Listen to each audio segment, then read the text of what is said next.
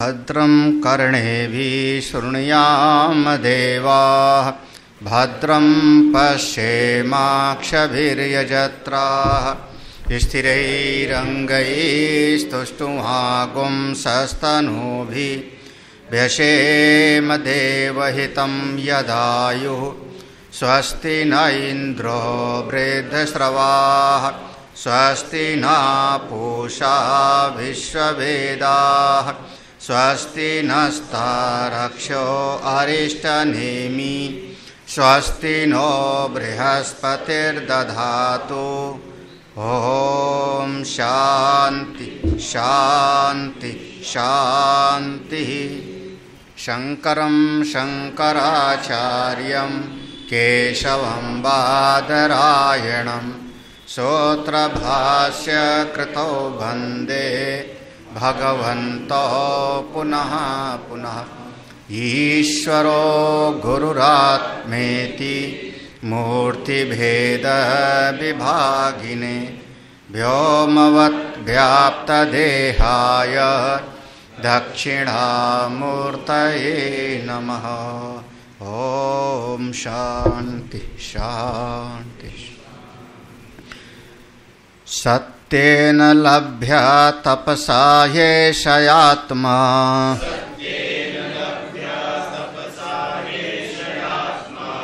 सम्यक् ज्ञानेन ब्रह्मचर्येण नित्यम्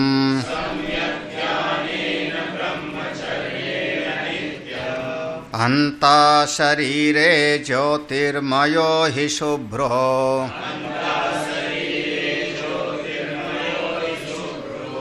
यं पश्यन्ति यतया क्षीणदोषाः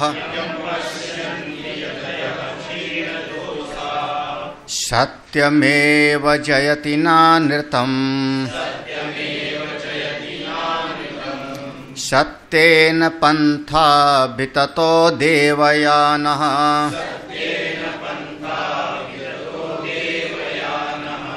येनाक्रमन्त्य ऋषयो ह्याप्तकामाः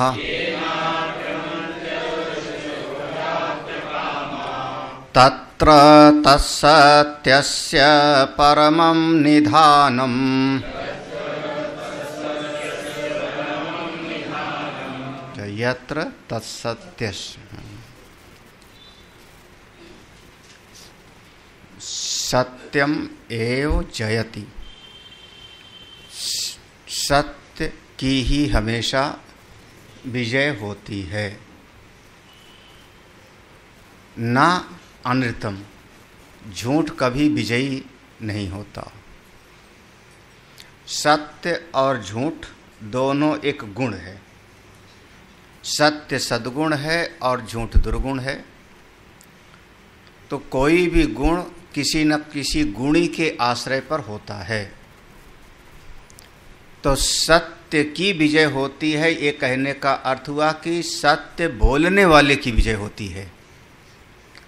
सत्य तो एक गुण है, किसी न किसी मनुष्य के आश्रय पर होता है। तो सत्य बोलने वाला कोई मनुष्य होगा, झूठ बोलने वाला कोई मनुष्य होगा। तो सत्य बोलने वाले प्राणी की विजय होगी और झूठ बोलने वाले प्राणी की हमेशा पराभूत होगा, पराजित होगा। ये है अपना वेद का वचन। सत्य बोलने वाले के लिए सत्य के द्वारा ही पंथा, ये जो देवयान का मार्ग है, उत्तरायण का मार्ग, प्रकाश का मार्ग, ज्ञान का मार्ग, सत्य बोलने वाले को ही उस मार्ग की प्राप्ति होती है। ऐसा जो देवयान का मार्ग है, पंथा, वह रास्ता, मार्ग उत्तरायण का, कोई कोई ऐसे ऋषि लोग ही एन आक्रामंती, आक्रामंती माने उस पर आरूढ़ होते हैं, उस मार्ग पर चल पड़ते हैं। कौन? सत्य का आश्रय लेकर के कोई ऋषि उस मार्ग पर आरूढ़ होते हैं, जो देवयान का भगवत प्राप्ति का मार्ग है। और जब उस पर आरूढ़ होते हैं तो चूंकि आप्त काम है, पूर्ण काम है, आप्त कामा, तब ऐसे लोग सत्यस्य परमम निधानम यत्र, जो सत्य का भी परम निधान है, सत्य साधन है, सत्य साधन है। तो ये सत्य रूपी साधन जिस तत्व तक पहुंचाता है वहां पर ऐसे ऋषि लोग पहुंच जाते हैं। तो यहां से था एन पथा, देख लेना कहां पर है, एन पथा या क्रामंती, एन पथा ही आक्रामंती, क्रमंते, वहां पर क्रमंत है ना, तो उस पर एक ही मात्रा अपने आप समझ लो। एन पथा, जिस मार्ग के द्वारा, ही आक्रमंती, क्रमंते, आरूढ़ होते हैं, उस दिव्य मार्ग पर आरूढ़ होते हैं, जिस श्रेष्ठ सद्गुण के द्वारा, सत्य रूपी वह साधन के द्वारा आरूढ़ होते हैं। कौन? ऋषयः, जो ऋषि लोग हैं। ऋषि कौन है? ऋषि कौन है? दर्शनवन्तः कोहुक माया साठ्य अहंकार दंभ अनृत वर्जित ही आप्त कामा विगत तृष्णा सर्वतो यत्र यस्मिन् तत्परमार्थ तत्वं सत्यस्य उत्तम साधनस्य संबंधी साध्यम परमं प्रकृष्टम निधानम पुरुषार्थ रूपेण निधीयते इति निधानम वर्तते। हाँ, तो ऋषया का पहला दिया दर्शनवन्तः, ऐसे लिखा ना, दर्शनवन्तः। यहाँ दर्शनवन्तः का अर्थ होगा उपासकाः, जो ऐसी उपासना में अपना मन लगाते हैं।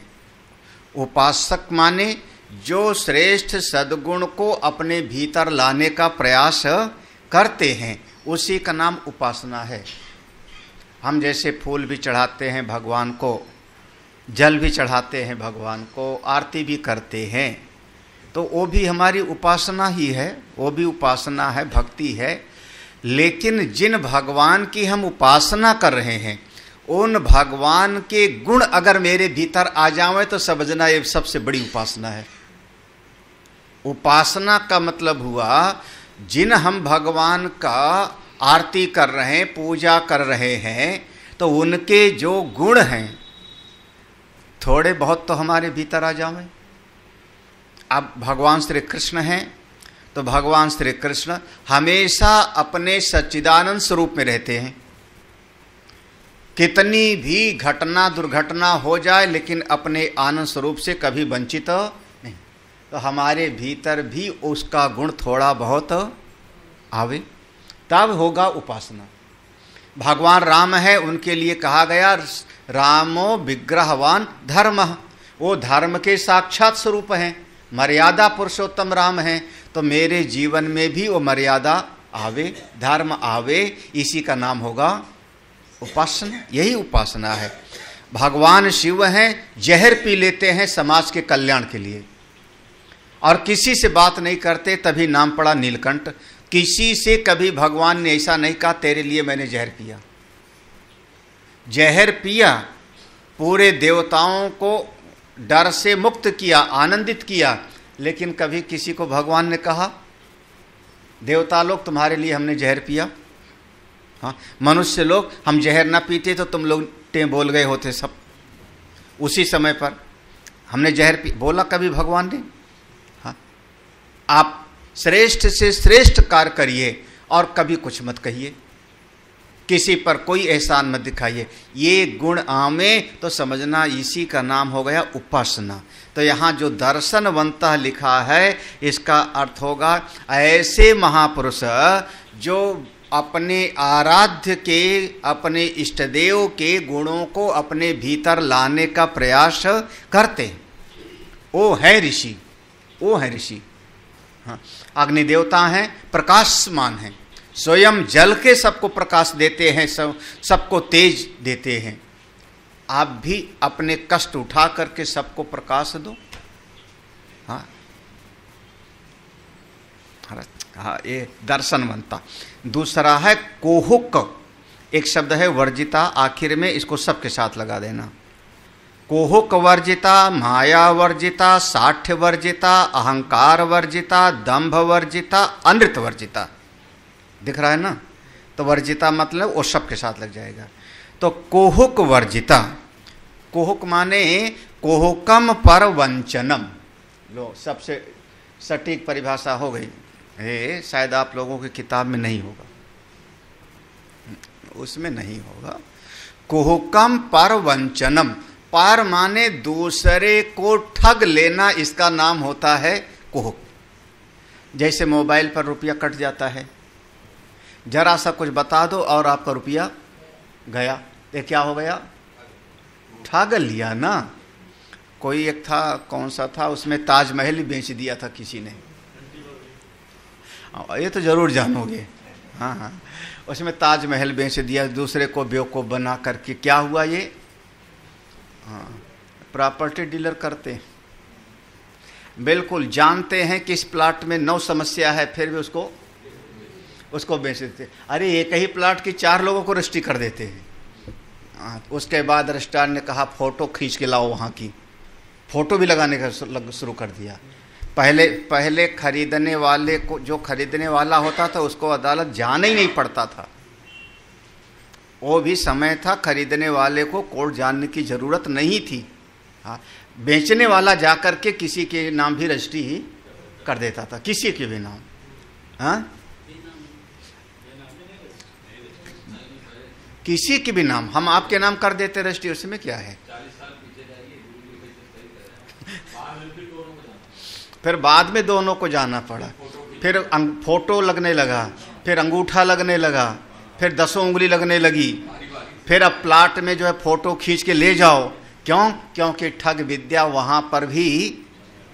पर वंचनम, कोहुक माने पर वंचनम, दूसरे को ठग लेना, इसका नाम होता है कोहुक। ऋषि के भीतर ये नहीं होता, जैसा है वैसा बतावेगा, आपको बुद्धू नहीं बनावेगा।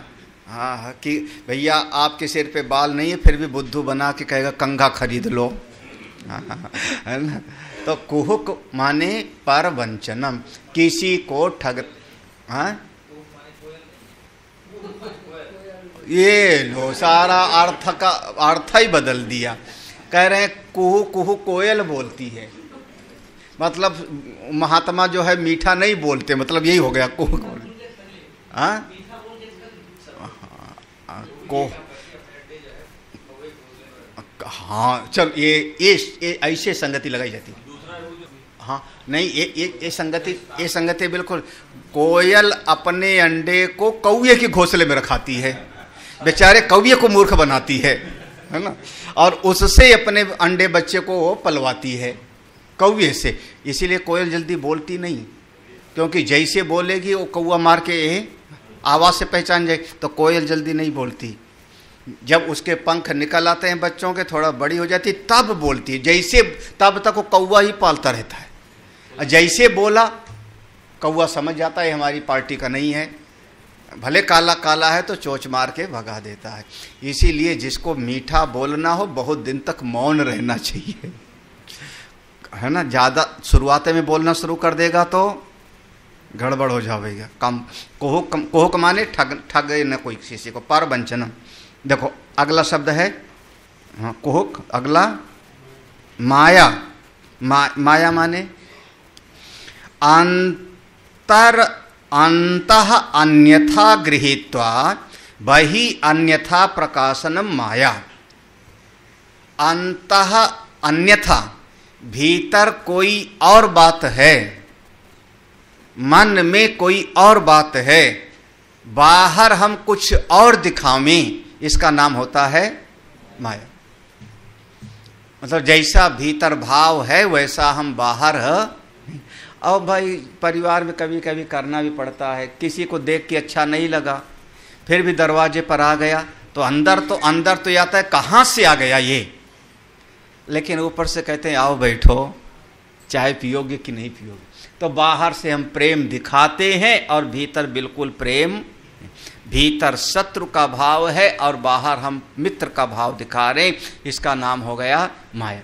माया माने भीतर कुछ और बाहर कुछ, अंतः अन्यथा। ये थोड़ा सा इसका अगला शब्द था साठ्यम। हाँ, ये बात जरूर समझो।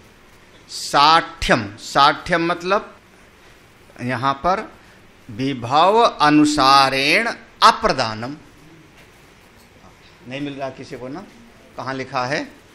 नहीं, विभव अनुसारेण अप्रदानम।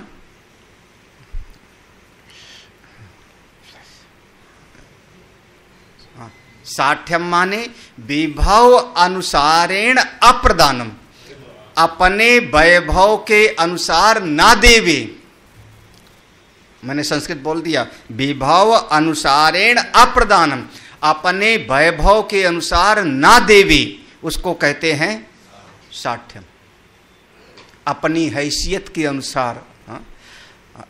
तो अब खैर, विभव अनुसारेण अप्रदानम साठ्यम, अपनी हैसियत के अनुसार वो दान पुण्य ना करे, इसका नाम होता है साठ्यम।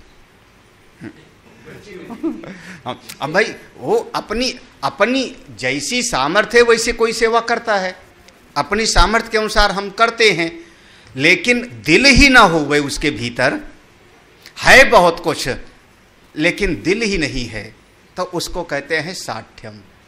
तो बाद में फिर चाणक्य ने यह शब्द प्रयोग किया है, सठे साठ्यम समाचरित, मूर्ख के साथ मूर्खता का व्यवहार। तो वहां सठ का मतलब हम लोग मूर्ख लेते हैं कि मूर्ख के साथ मूर्ख का व्यवहार।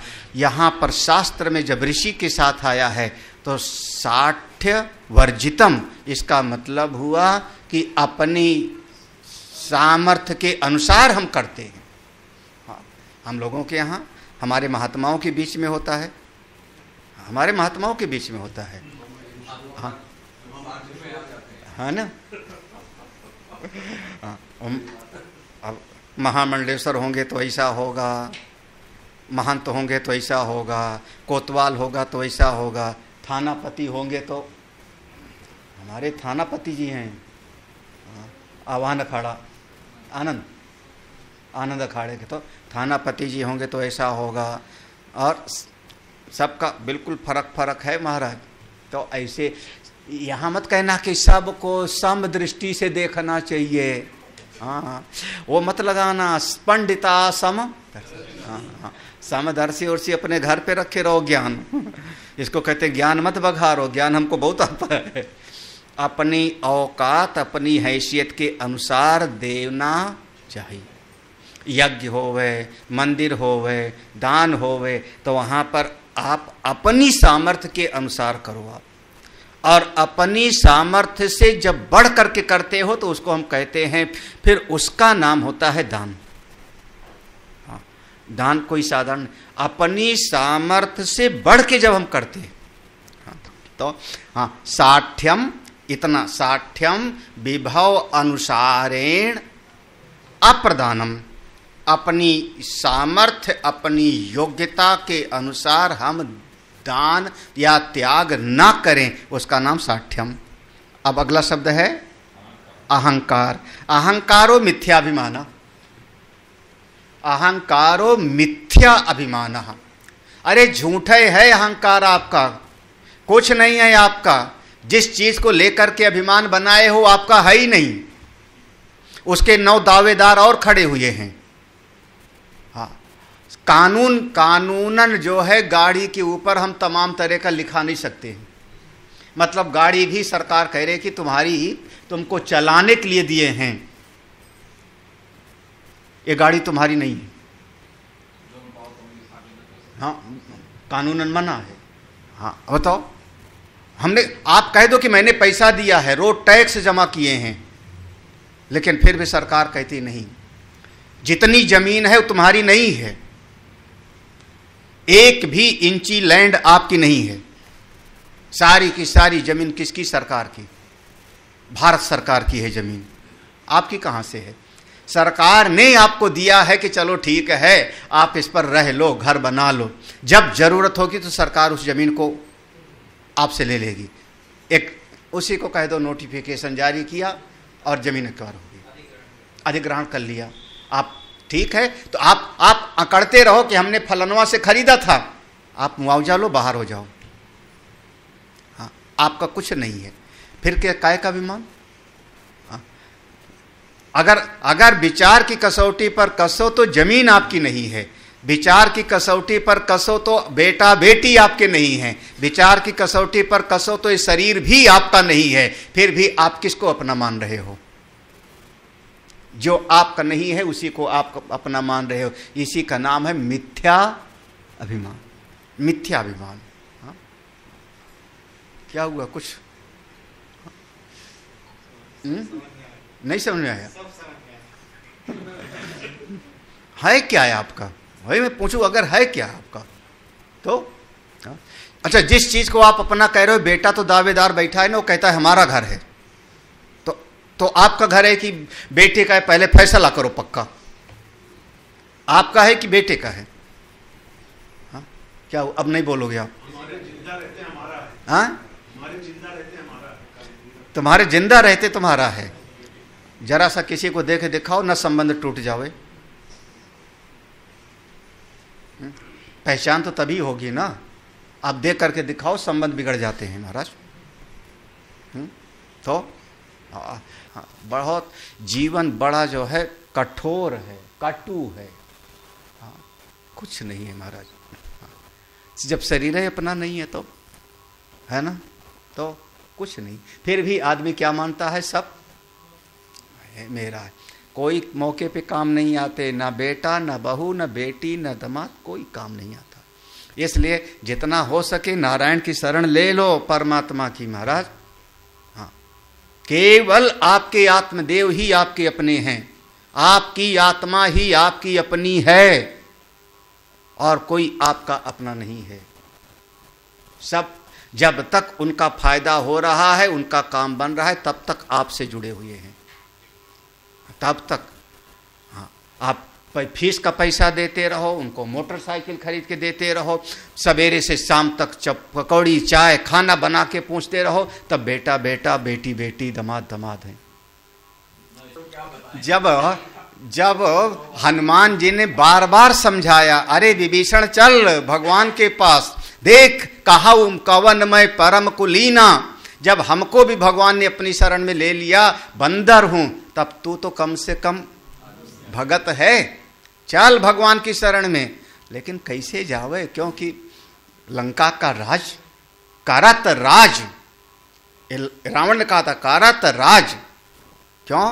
क्योंकि रावण को तो फुर्सत नहीं थी लड़ाई करने से, सारा शासन व्यवस्था था विभीषण के हाथ में। हाँ, तो कैसे छोड़ देवे? लेकिन जब भरी सभा में 2 लात लगी ना, हाँ, तो महाराज कहते हैं, ये हम लोगों की बात है, ज्यादा मत पकड़ना, जब तक अपनों की लात नहीं लगती तब तक संतों की बात नहीं लगती। हाँ। भाई रावण ने भरी सभा में लात मारा, तब विभीषण को याद आया, भगवान हनुमान सही बोलता था, चलो चलो। और इधर उधर नहीं गया ना, फिर वो विभीषण इधर उधर चला जाता, कहीं और चला जाता। कहाँ गया हो? हाँ, श्रवण सुयस सुनी आयहूं। श्रवण सुयस, मैंने कानों से आपकी महिमा को सुना है। किसने सुनाया? हनुमान। श्रवण सुयस सुनी आयहूं, प्रभु भंजन भव भीर, त्राहि त्राहि आरति हरन। हाँ, तो ये मिथ्या अभिमान मत बनाओ, कुछ भी आपका नहीं, कुछ भी आपका क्या है? आपके अपने परमात्मा आपके अपने हैं, आत्मा आपका अपना है। बाकी सब दुनियादारी की बात है, व्यवहार जितना चल जाए उतना ही अच्छा है। चलिए, कितना हो गए गिन लेना। कोह का माया, साठ्य, अहंकार, 4 हो गए। 5वां दंभ। अभी इस पर बड़ा विस्तार में चर्चा हुई थी हरिद्वार में। दंभो धर्म ध्वजित्वम, दंभो धर्म ध्वजित्वम, धर्म ध्वजी, ये गाली है हमारे संस्कृत भाषा में, महात्माओं की भाषा में। दंभ उसको कहते हैं धर्म ध्वजी, दिखावा। हाँ, क्या कहते हैं? मुख में राम राम, बगल में छुरी, ये है दंभ। धर्म का ध्वजा, ये भी हरिद्वार में विस्तार से चर्चा हुई थी, उसका नाम है दंभ। दंभ माने जो चीज अपने पास है नहीं वो भी दिखाने का अभिमान, जो है नहीं पास में उसका भी अभिमान। हाँ। जैसे देखो, एक अभिमान तो ये है कि मान लो हमारे पास कोई चीज है, तो मैंने कहा मेरे पास 4 बीघा जमीन है, मिथ्याभिमान है, झूठा है, लेकिन है तो कम से कम कागज तो हम रखे हुए हैं, तो हम कहते हैं हमारे पास 4 बीघा। और मान लो लड़के की शादी होने वाली है, पुराने गांव में होता था पहले, पपनम वगैरह में, हाँ है ना, लड़के की शादी, लड़की वाले आ नहीं रहे, कोई आ गया, फंस गया एक मुर्गा, लड़की वाला देखने आया, तो कहते थे यहाँ से वहाँ तक अपना ही खेत है। हाँ हाँ, कितना बीघा? 40 बीघा है। कितना? 4 बीघा। हाँ तो एक क्या हुआ, जो चीज है नहीं वो भी दिखाना होता था, दिखाते थे ना। और गांव के भी सब सदे बधे रहते थे, हाँ सब सदे बधे। जो क्या हुआ कमलेश, बड़े ध्यान से सुन रही हो। हाँ, अब कोई और आ गया तो उसको भी, वो भी सर, अच्छा आज यहाँ लड़के का दिखवार आए हैं, लड़के को देखने आए, तो वो भी जिसकी जमीन है वो भी कहता था, अरे चौधरी इस साल तो तुम्हारे जो है धान बहुत बढ़िया लगा हुआ है। और धान उसी का।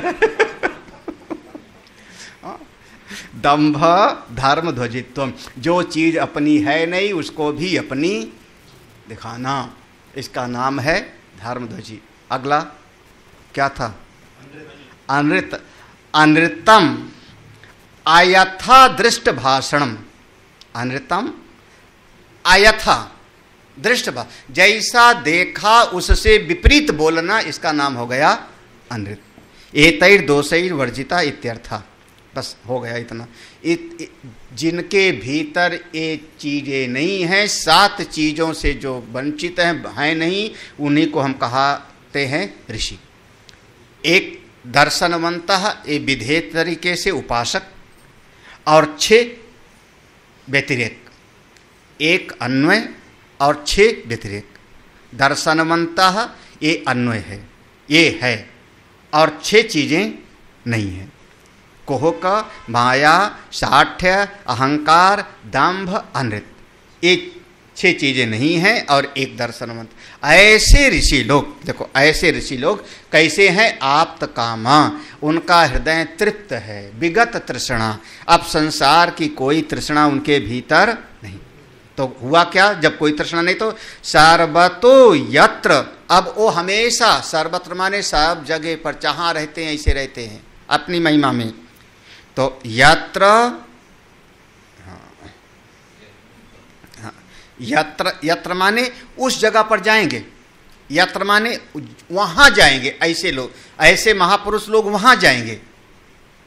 कहां जाएंगे? कहां जाएंगे? यस्मिन तत्परमार्थ तत्वम, जिसमें सारा का सारा परमार्थ तत्व है, जो ब्रह्म का भी अधिष्ठान है, ब्रह्मा का भी अधिष्ठान है, उस ब्रह्मलोक की प्राप्ति होगी। यत्र, यत्र माने उस जगह पर, वहां जाएंगे। कहां? जहां पर यस्मिन तत्पर, जिसमें सारा का सारा चीज जाके समाया हो।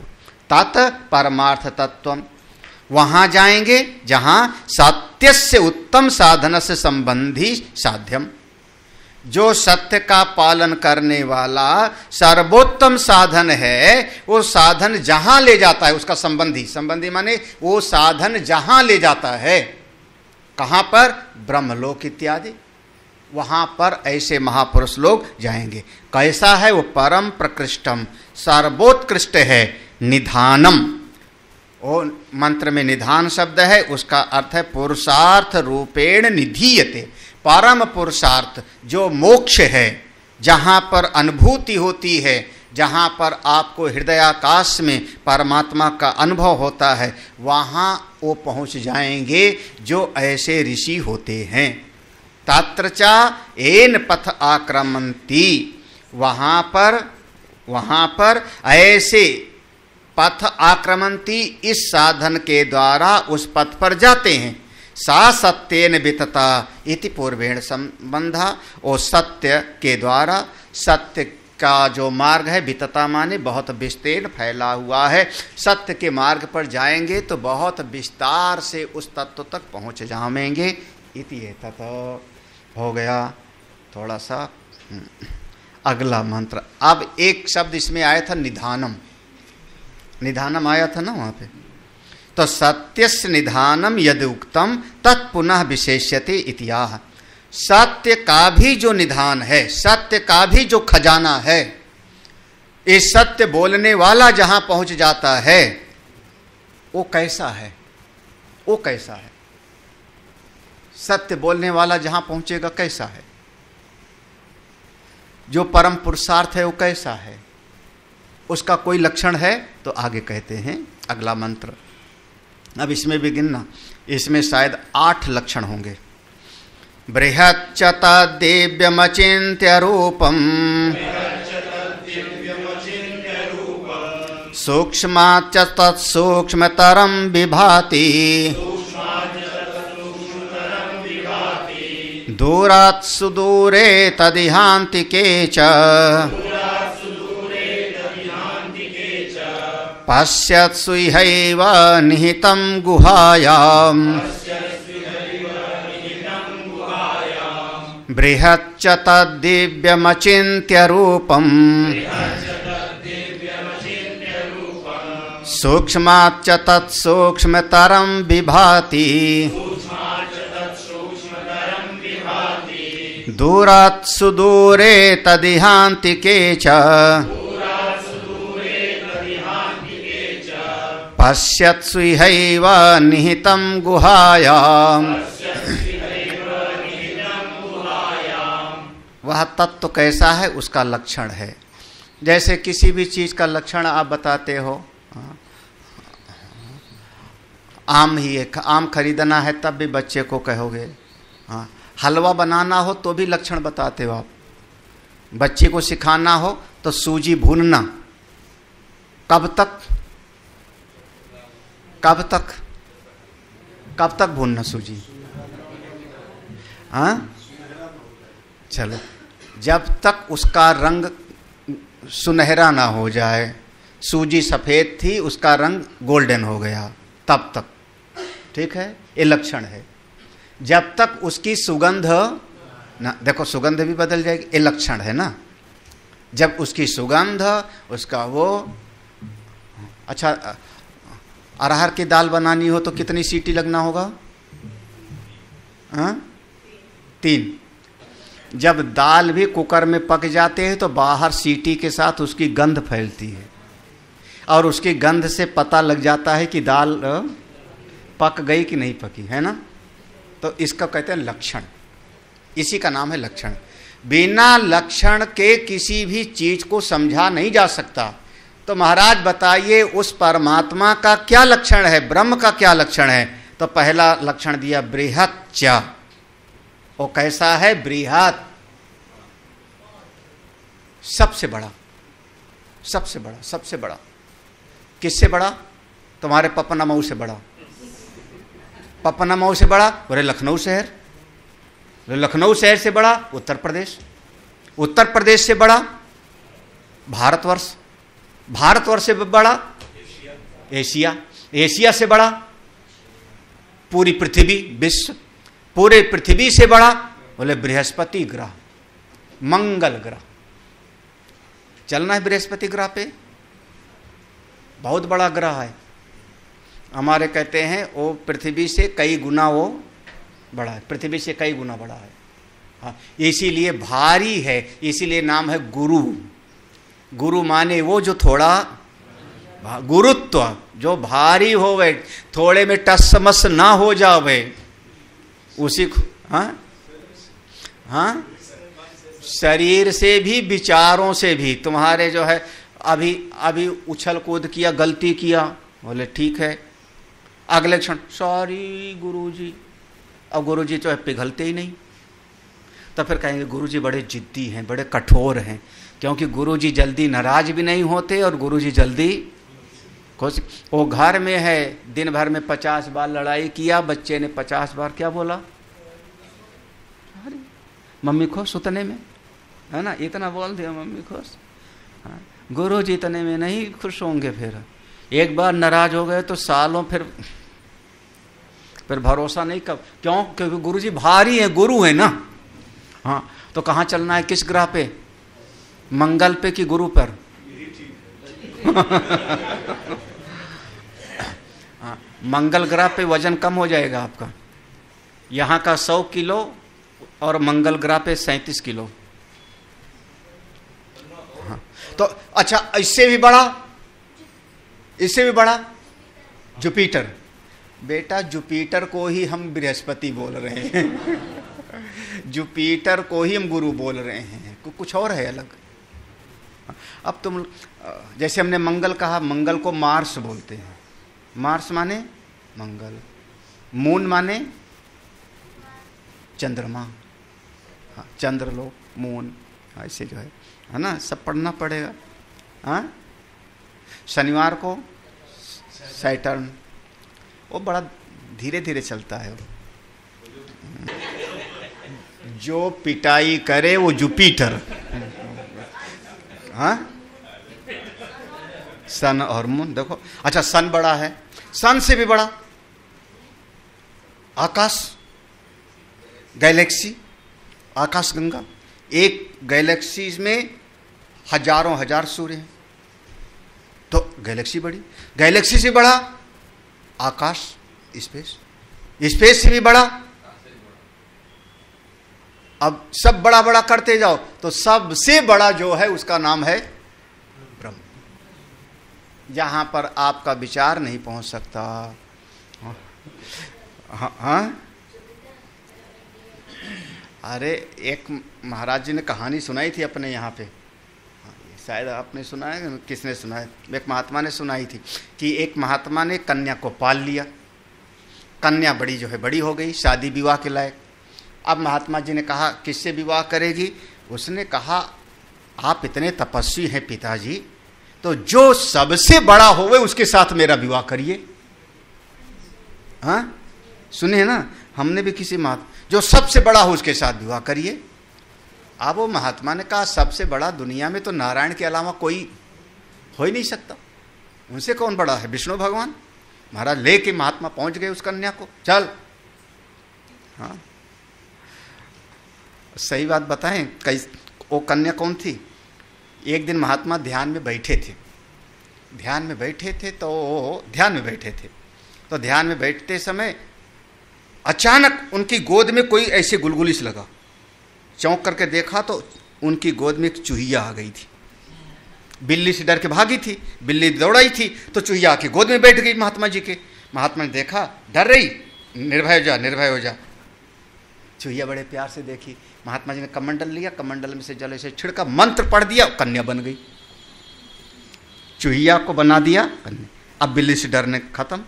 वही कन्या जब बड़ी हो गई तो फिर अब किससे विवाह करना है? बोले जो सबसे बड़ा हो। और महात्मा जी लेके पहुंच गए सीधे क्षीर सागर में भगवान नारायण के पास। प्रभु आप सबसे बड़े हैं, हमारी कन्या सबसे बड़े के साथ विवाह करेगी, आपके साथ विवाह करना है। भगवान ने देखा, उन्होंने कहा पहले से मेरे बगल में बैठी हैं लक्ष्मी जी, हाँ, क्या करें? तो भगवान ने कहा देवी मैं सबसे बड़ा कहाँ हूँ? अब ऐसे बताओ, अगर सबसे बड़ा मैं होता तो मुझसे बड़ा तो ये शेषनाग है कि नहीं है? तभी तो मैं उसके ऊपर लेटा हूँ। किसकी सैया पर लेटे हैं? शेषनाग की सैया पर। तो मैं तो शेषनाग की सैया पर लेटा हूँ। ये कहानी लंबी है, मैं संक्षेप कर रहा हूँ। मैं तो शेषनाग की सैया पर लेटा हूँ, तो शेषनाग तो हमसे बड़े हैं, बिस्तर तो बड़ा होगा थोड़ा सा ना, तो इनके साथ। उसने कहा हाँ सही कह रहे हैं पिताजी, सही कह रहे हैं, ये सही कह रहे हैं विष्णु। अब शेषनाग के पास पहुंचे, मेरी कन्या के साथ विवाह कर लो, आप बहुत बड़े हो। शेषनाग घबराए, ये ठीक नहीं है। उन्होंने कहा देवी मैं इतना बड़ा अगर होता तो किसी के गले में कैसे पड़ा होता? हाँ, तुम खुद ही सुने हो ना, कोई न कि एक ने हमको अपने गर्दन में लपेट रखा है, हाँ ये बात तो है। पिताजी जो इतने बड़े शेष नाग को जो गर्दन में लपेटे हैं उसके पास चलते हैं। अब पहुंच गए कहाँ? कहाँ? कैलाश भोले बाबा के पास। अब भोले बाबा से कहा, प्रभु मेरी कन्या सबसे बड़े के साथ विवाह करना चाहती है, आप सबसे बड़े हो, क्योंकि आप शेषनाग को भी गले में लपेटे रहते हो। भगवान शंकर जी भी, अरे ये तो ठीक नहीं है। उन्होंने कहा, अच्छा एक बात बताओ, अगर मैं सबसे बड़ा होता तो एक चोटी पे बैठा हूं कैलाश पर इतना बड़ा हिमालय है और हिमालय पर्वत की एक चोटी है, छोटा सा कौन सा कैलाश, उस पर बैठा हूं, तो हमसे बड़ा तो हिमालय है जिसके ऊपर मैं बैठा हूं। हिमालय के साथ शादी कर दो इसको। बहुत बढ़िया। अब वो अपनी उस कन्या को लेकर हिमालय के पास पहुंचे। मैना और हिमालय दोनों हिमाचल बैठे हैं। हमारी कन्या के साथ विवाह कर लो क्योंकि आप सबसे बड़े हो, सबसे बड़े हो। हिमालय ने कहा, अरे ये तो ठीक नहीं है, हम विवाह करने के लिए तैयार हूं लेकिन सबसे बड़ा मैं नहीं हूं। पूछा क्यों, सबसे बड़े क्यों नहीं? बोले अरे हम हिमालय हैं, देखते नहीं हो, अगर हम बड़े होते तो हमारा बस चलता ना जाने कितने चूहे हमको छेद डालते हैं, जहां देखो चूहे बिल बनाते रहते हैं, तो हमसे बड़े तो चूहे हैं। उसने कहा, पिताजी फिर सब उन्हीं से विवाह करना है हमारा। किसके साथ? पिताजी ने फिर से जल लिया, बेटी चूहिया हो ही जा। तो अब फिर तो महाराज बृहच्चा, जो सबसे बड़ा है उसका नाम है ब्रह्म। बृहत्वात् ब्रह्म, इसलिए ब्रह्म कहते हैं बृहच्चा। अब आप लोग उपनिषद में जो है मजे लेते हो, उपनिषद ऐसे नहीं पढ़ाया जाता। हाँ, अब इतने लोग आए हो तो क्या करें हम। बृहच्चा। दूसरा तद दिव्यम, वह दिव्य है, दूसरा लक्षण है। अचिंत्य रूपम, जिसका चिंतन नहीं किया जा सकता। सूक्ष्मात् तत्सूक्ष्मतरम, सूक्ष्म से भी सूक्ष्म है, समा के दाने से भी सूक्ष्म। विभाति, स्वयं प्रकाशमान है। दूरात् सुदूरे, दूर से भी दूर है। तद इह अंतिके, पास से भी पास है। तदेजति तन्नयजति तद दूरे तद अंतिके। हाँ। चा पश्यत्सु, पश्यत्सु इहयु, महापुरुष वैसे ऋषि लोग यही देखते हैं। कहाँ? हृदय रूपी गुफा में, निहितम गुहायाम। गुहायाम माने हृदय रूपी गुफा में, निहितम जो अपना आत्मा विराजमान है उसको देखते हैं। भाष्य देखो। हाँ, तो थोड़ा सा पढ़ लो। बृहत् महच्चा तत्प्रकृतम ब्रह्म सत्यादि साधनम सर्वतो व्याप्तत्वात्। देखो, बृहत् माने महत्, महान से महान है। वेद में है ना बृहत् शब्द, तो उसका अर्थ किया महत्, महान से महान है। तत्प्रकृतम, कौन? यहाँ प्रकृतम माने प्रकरण, जिसका प्रकरण चल रहा है, जिसका प्रसंग चल रहा है, वह ब्रह्म। तत्प्रकृतम ब्रह्म, वो ब्रह्म बृहत् से बड़ा से भी बड़ा।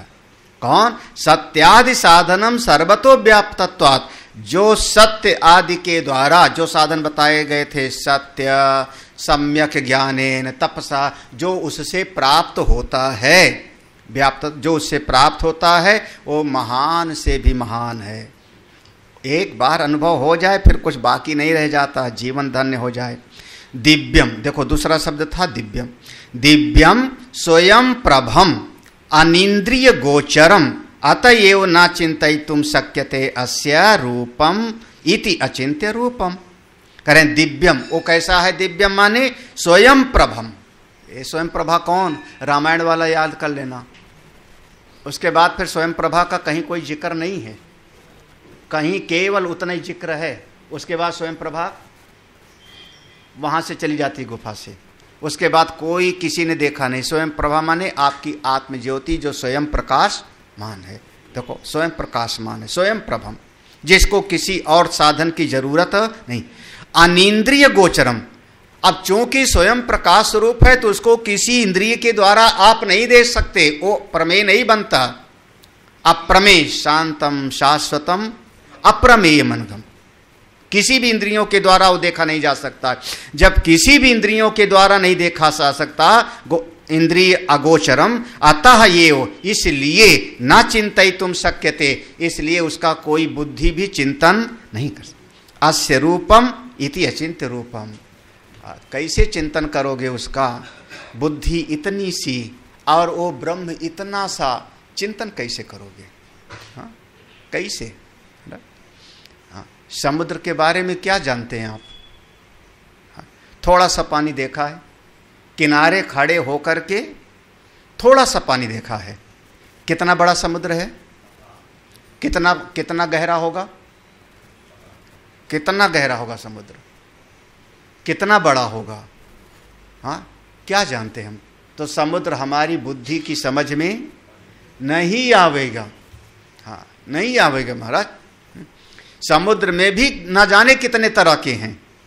हाँ, भेद पर भेद होंगे। हम लोग कहते थे क्षीर सागर, लवण सागर, हाँ, ऐसे ऐसे शब्द प्रयोग करते थे।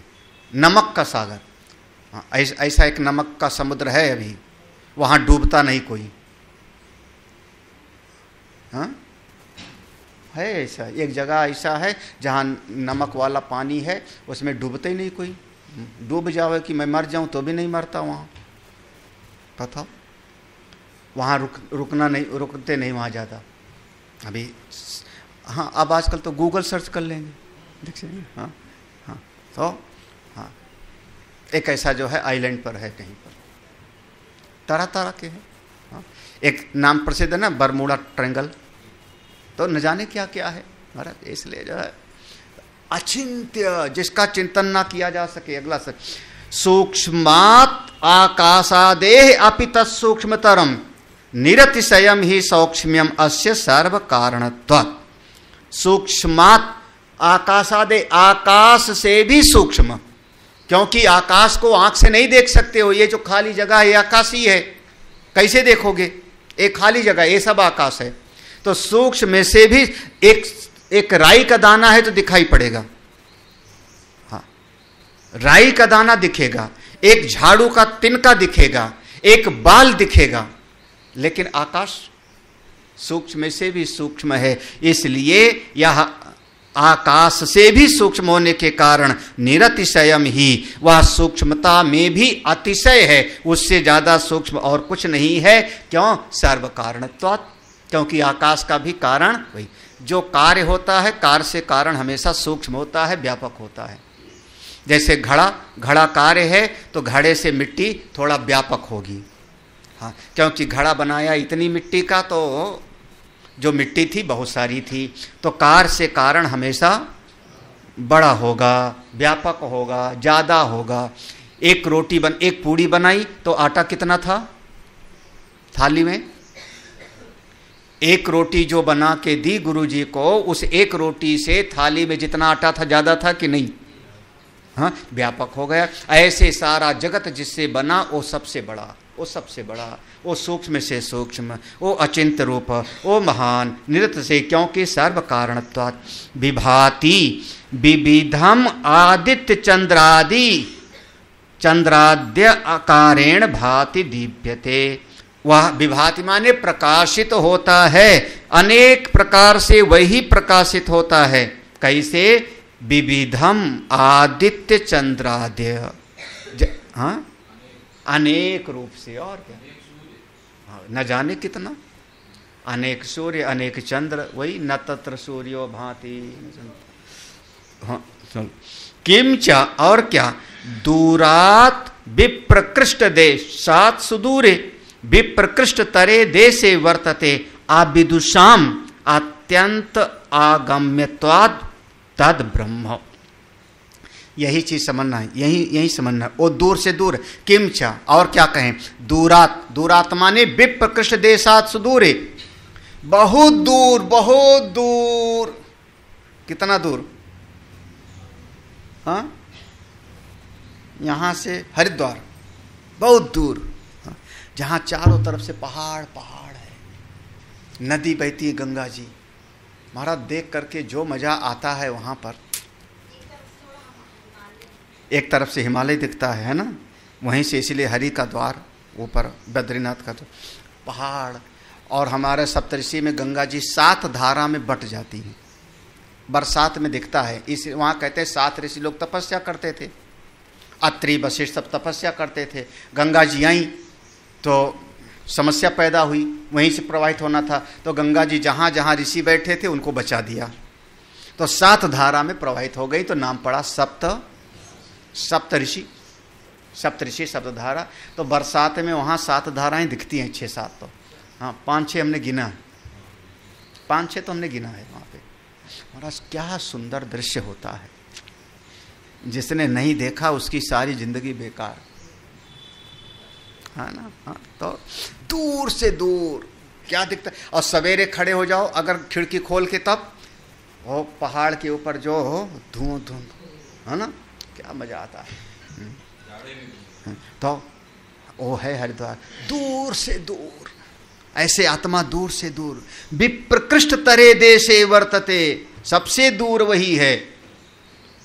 ये दूर से दूर मतलब क्या कहने का कह चाह रहे हो, कह रहे आविदुषाम अत्यंत आगम्यत्व तद ब्रह्म। जब तक अज्ञान है, अविद्या है, तब तक वो दूर से भी दूर है। देखो अविदुषाम, अविदुषाम माने अविद्या है, अज्ञान है, तो अज्ञान जब तक है तब तक दूर से भी दूर। एक आदमी चश्मा लगा के भूल गया और चश्मा ढूंढ रहा है, हाय हाय चश्मा, हाय हाय चश्मा, मेरा चश्मा, मेरा चश्मा। तो किसी बच्चे ने हंसी उड़ाई, दादा आपका चश्मा दूर से दूर था, वहां हमने देखा था झाड़ियों में। तो चश्मा दूर है, चश्मा दूर है। हाँ, बच्चे ने तो हंसी उड़ाई, आपका चश्मा वहां देखा था, हंसी तो उड़ाई ना। तो दूर है, क्यों? जब तक हम ध्यान नहीं दिए, जब तक ऐसे टटोल के नहीं देखे, तब तक वो चश्मा दूर से दूर। अच्छा, जब चश्मा टटोल लिया तो पास से, बस सही से। अज्ञान के कारण दूर से दूर है, और ज्ञान हो जाए तो पास से भी पास, बस ठीक है। अविदुषाम अत्यंत आगम्य तत्व तद ब्रह्म। अविदुषा अज्ञानी आदमी के लिए ब्रह्म दूर से भी दूर है।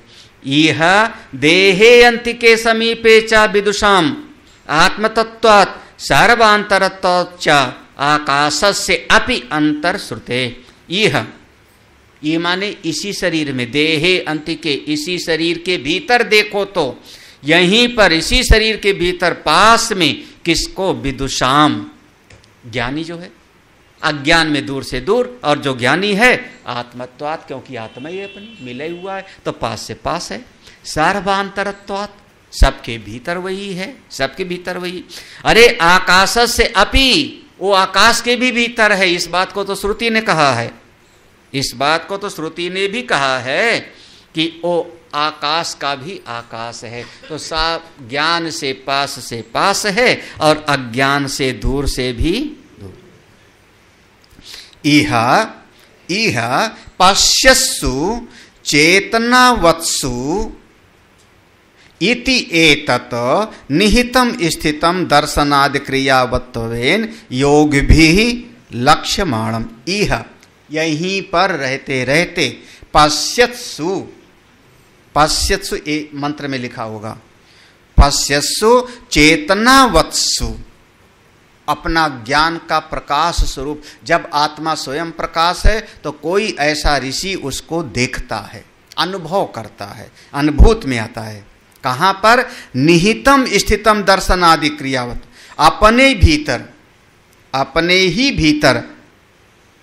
अरे जैसे योगी लोग देखते हैं, हाँ, जैसे योगी लोग, देखो योग भी लक्ष्यमाणम, योग भी लोग जैसे देख लेते हैं, अंतर की बात, मन की बात जान लेते हैं। हमने बोला भी नहीं, मन की बात योगी ने जान लिया। ऐसे ही हम कहते हैं कि देखो गुरुजी ने जान लिया, गुरुजी ने देख लिया। जैसे आजकल सीसीटीवी कैमरा, उससे सब देख लेते हैं। ऐसे समझ लो कि वो ऋषि लोग अपनी आत्मा को यही बैठे बैठे अपने भीतर ही अनुभव कर लेते। यह पश्यत्सु, यहीं पर अनुभव करते हैं चेतनावत्सु, क्योंकि प्रकाश स्वरूप है। एतत् निहितम, अपने ही हृदय रूपी गुफा में विराजमान, उसको दर्शन आदि क्रियावत्वेन। दर्शन यहाँ पर जैसे बहुत सारी चीज़ें का जो अनुभव है ना, उसको आप कहते हो देखना। अनुभव को देखना शब्द प्रयोग करते हो। मंत्र में पश्यत्सु शब्द है ना, पश्यत्सु यही, तो पश्यत्सु का विभाग कर रहे हैं कि जैसे अनुभव को आप कई बार पश्य धातु से व्यक्त करते हो। दृष्टांत है, चख करके देखो, चख करके देखो कैसा है, तो चखेंगे तो स्वाद कौन लेगा? चखेंगे तो स्वाद लेगा जीवा, यही ना, स्वाद जीवा को आया। और मीठा है या खट्टा है बताया किसने? बुद्धि ने। फिर देखा शब्द क्यों प्रयोग किया? चख के देखो, देखो शब्द प्रयोग किया ना। देखा, देखने का तो मतलब हुआ आंख से देखो, तो आंख से तो देख नहीं रहे हो, लेकिन आपने कहा चख करके देखो। अच्छा बोल के देखो, हाँ बोल के देखो। अभी गाली दिया तो दिया, अगली बार गाली दे के देखो, हाँ मार के देखो।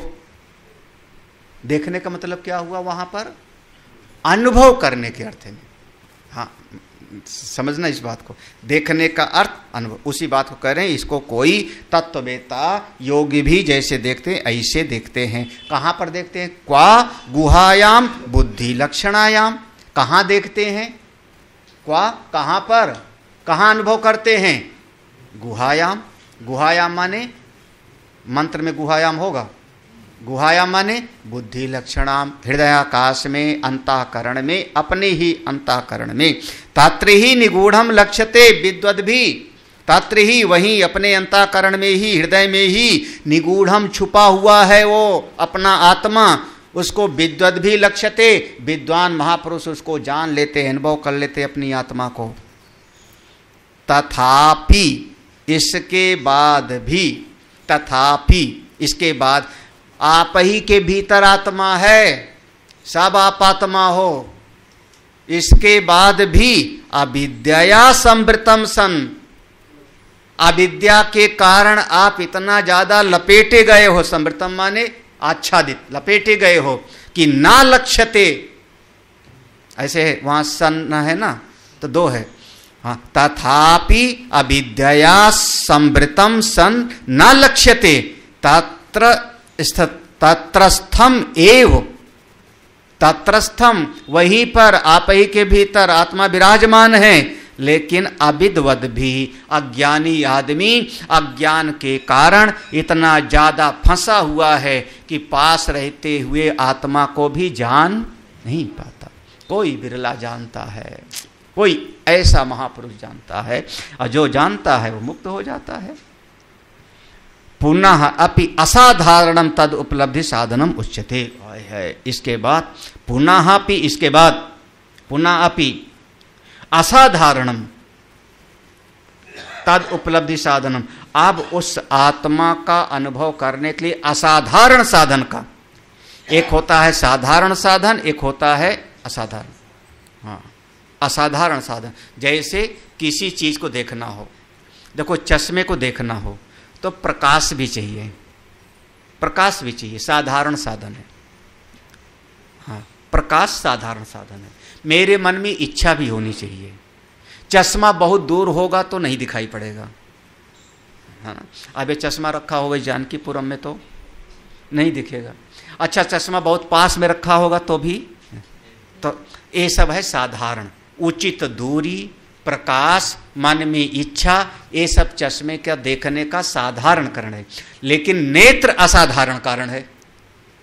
अगर नेत्र है तो आप उसको देख सकते हो, नेत्र नहीं होगा तो किसी भी तरीके से चश्मे को देखा, तो चश्मे को देखने के लिए नेत्र हो जाएगा असाधारण कारण, और बाकी सब हो जाएगा सहायक कारण।